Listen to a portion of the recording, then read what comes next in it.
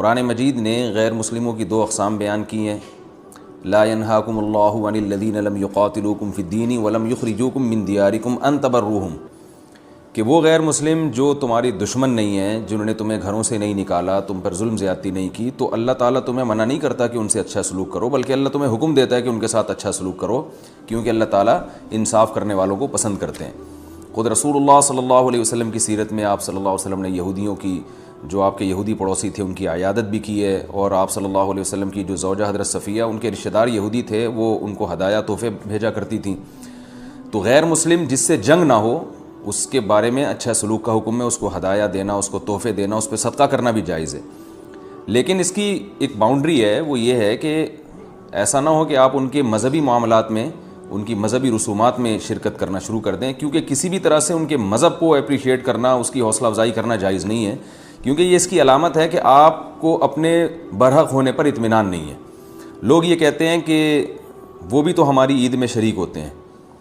تو دیکھیں ان کے مذہب میں یہ اجازت ہے کہ ہماری عید میں اور ہمارے تہوار میں شریک ہوں، ہمارے مذہب میں اجازت نہیں ہے، تو ہم تو اپنے مذہب کو فالو کریں گے۔ ہمارے مذہب میں کرسمس ہے یا جو بھی ان کے مذہبی تہوار ہیں، ان میں کسی بھی قسم کی شرکت کی ہمیں شریعت میں اجازت نہیں دی ہے۔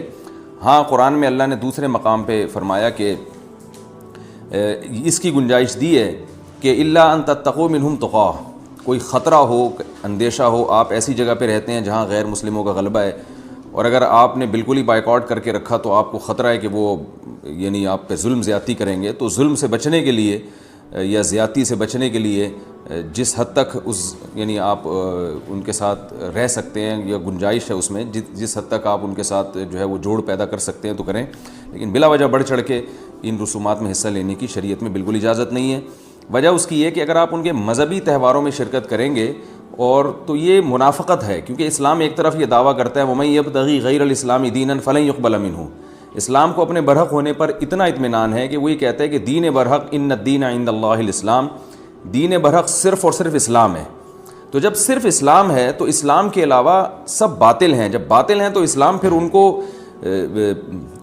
کو اپریشیٹ کرنے کی کسی صورت میں اجازت نہیں دے سکتا۔ تو اسلام نے غیر مسلم کے ساتھ حسن سلوک کا حکم دیا، مگر اس کے مذہب کے معاملے میں دو ٹوک بتا دیا ہے کہ کسی قسم کی مذہبی رسوم میں ہم ان کے ساتھ شریک نہیں ہوں گے، بائیکاٹ کریں گے، اور ہم یہ کہیں گے کہ لکم دینکم ولی دین، آپ کے لیے آپ کا دین ہے،